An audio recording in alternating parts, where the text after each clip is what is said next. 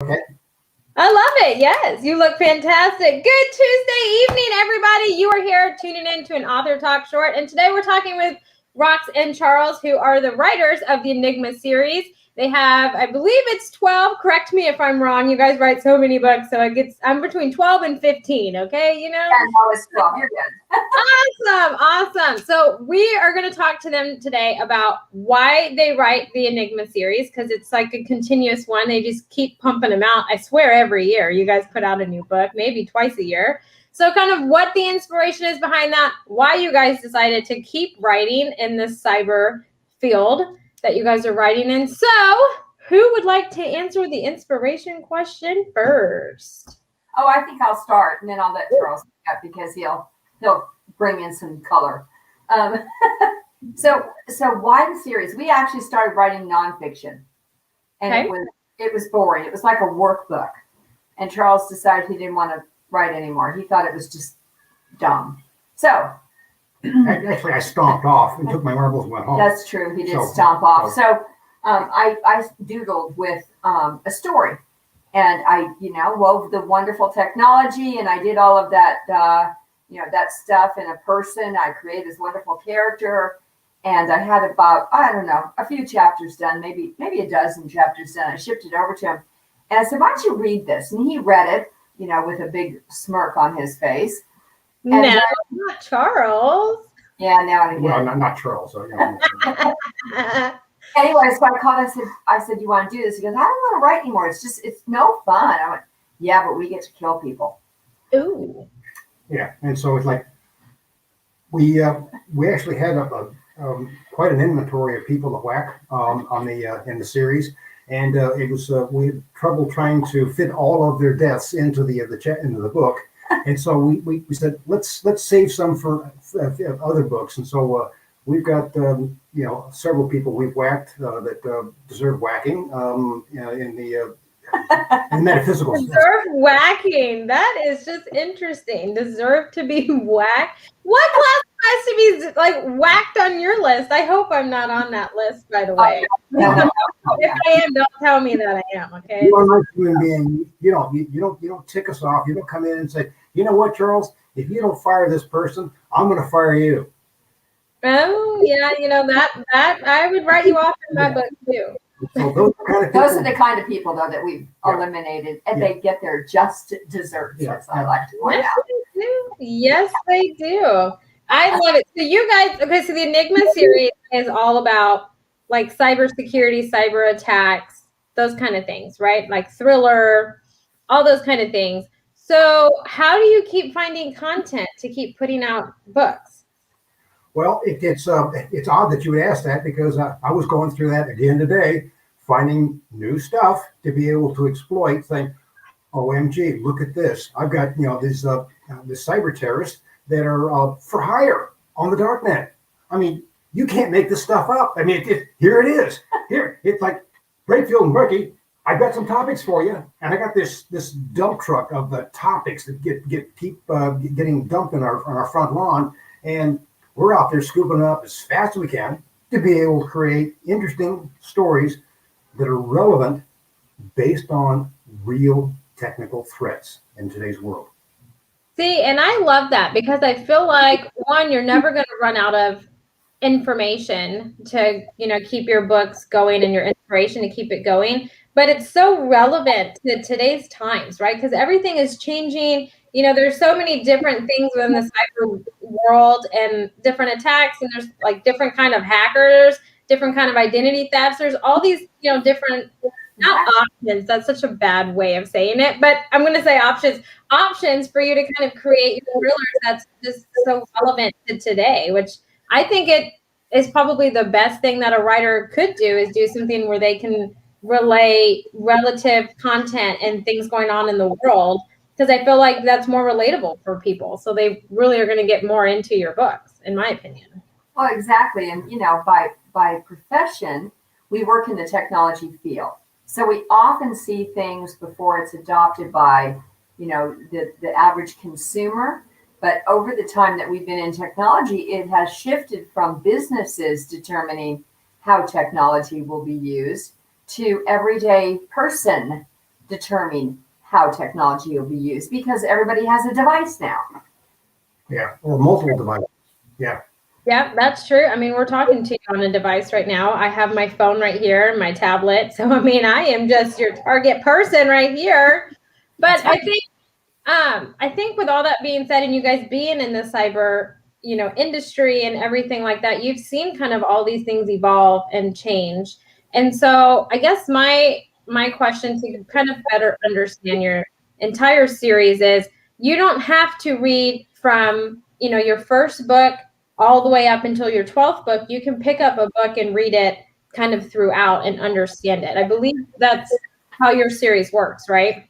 Yeah, it's unfair to write a series and expect everybody to start at the beginning and read. I mean, each one of these books are like 300-400 pages. Yeah.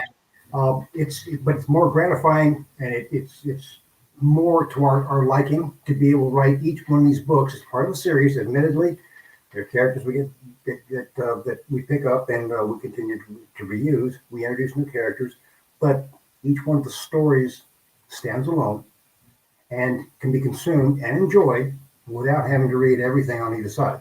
So that's bragging rights. I get it, but at the same time, it takes a good discipline to make sure that we don't over rotate on people that have never read the book or the series. Right.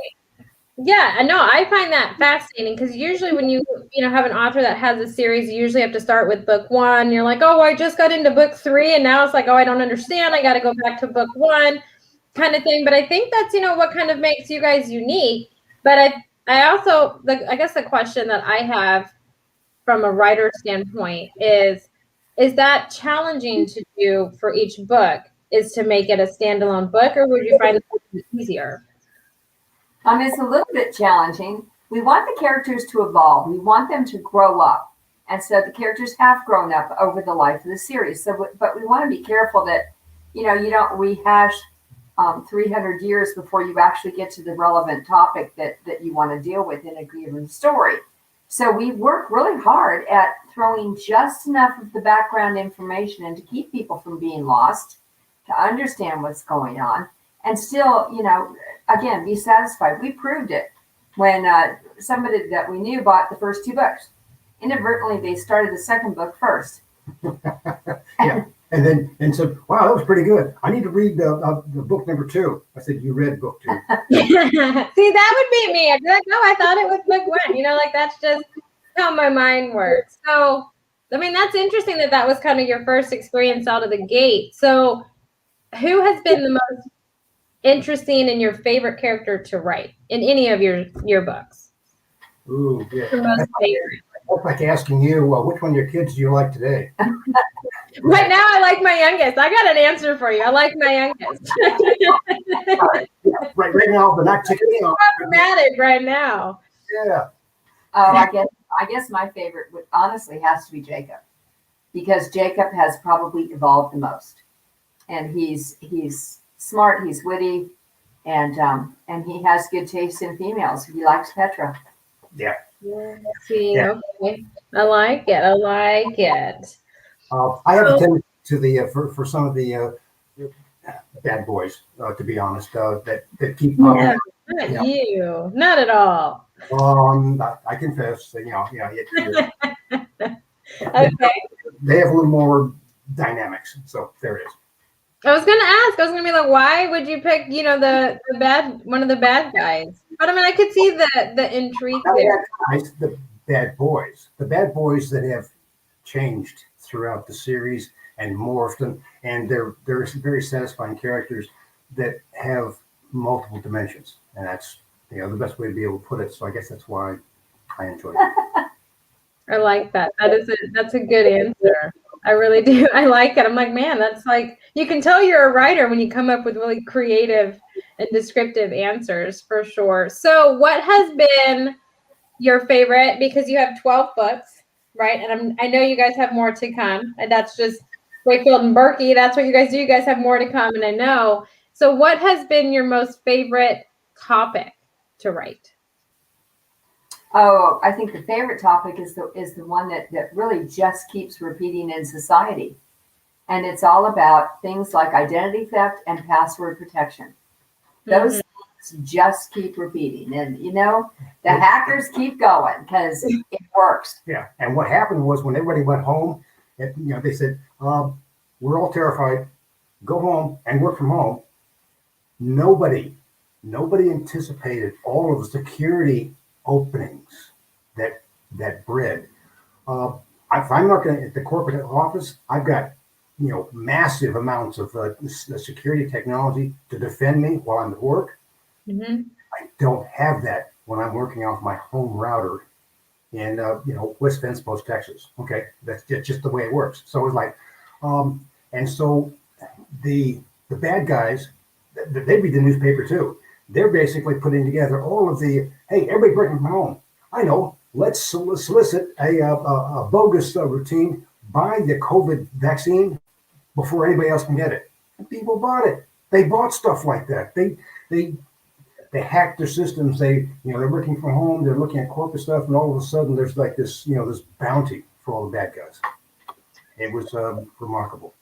See, that's an interesting point of view, because for someone like me, I mean, I work from home, so it's like, yeah, I don't really think about it. But your, whole point of view on it is we don't have the big security, I guess, system for your computer and stuff. You just have your little like router or modem. I get confused on which one is which, but that's all that you really have at home. So you're pretty much just an open door, is what it sounds like, for hackers and stuff. And then if you click on it, like I have a perfect example, and you guys are gonna just be like, oh, Amy, why'd you do it? So I had talk to me. Yeah, I'm gonna talk to you. We're gonna have therapy session right here. So I had a problem with the Postal Service with my package, right? So I had to file a claim and do all those things. And I don't know. I mean, I know about retargeting ads and all that stuff.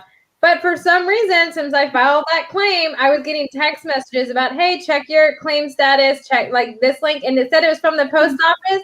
Now, okay, I didn't click the link, but I was getting so many of those from the same number. And I was like, oh, maybe it's legit. And I was like, no, I'm not going to click it.